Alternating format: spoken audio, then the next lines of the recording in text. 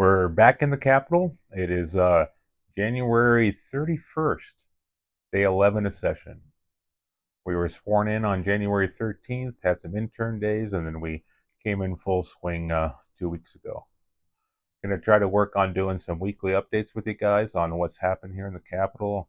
I always appreciate you listening and interacting with our office. A couple things I'd talk about real quickly are my priorities, or two of my priority bills for this session.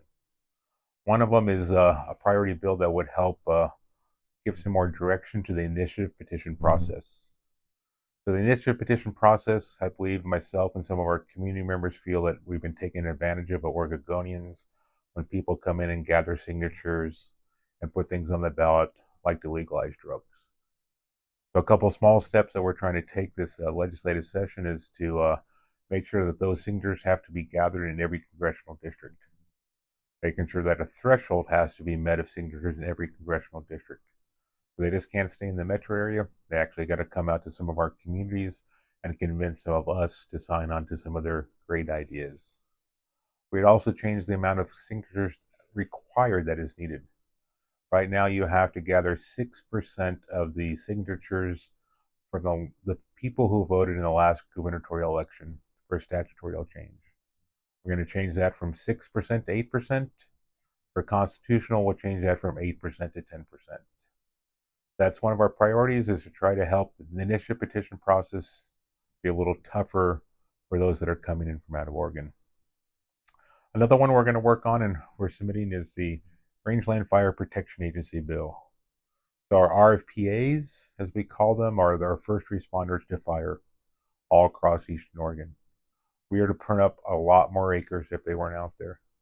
I haven't met a person that works with the RFPAs that wants to be a full-time firefighter. If they did, they would go do it. They want and need the state of Oregon to help them and support them in being our first response to fire. We don't even give them tires for their vehicles, don't give them enough budget for fuel. We don't give them radios so they can communicate with each other, nor the interagency teams that come in. So we have been working with a lot of stakeholders in order to put a bill out that would give them the staff and resources that they need. Both those bills, I feel, we have bipartisan support and should get them across the finish line this year. So the third week, we actually have a couple work sessions coming in. As you guys probably know, I co-chair the Ag and Everything Else Committee with Representative Helm.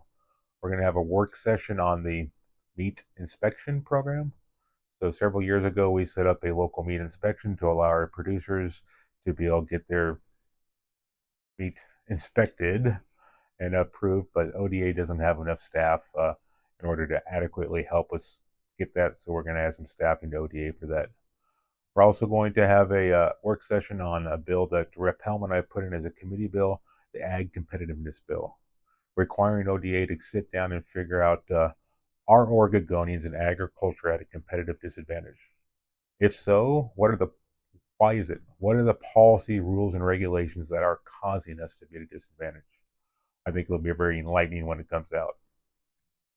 A couple other public hearings we're going to be working on, or we had a public hearing this week on one of our bills that came to us from some of our funeral homes, that the state has an electronic system that if you have more than 10 deaths in your hospital that you have to use in order to file a death certificate. And when people use the electronic system, typically get death certificates back out in 7 days. But if they use the written system, it can take on an average of 28 days. So if any of you that have gone through a loss like that, you understand that death certificate, the quicker we can get it, the quicker we can start to work through some of the issues that we need. We had a public hearing on that bill. I don't see any issues with it. It'll go forward. Apologize, this one is a little clunky and a little long. We'll try to get more refined, but thanks for following us, and we'll see you next week.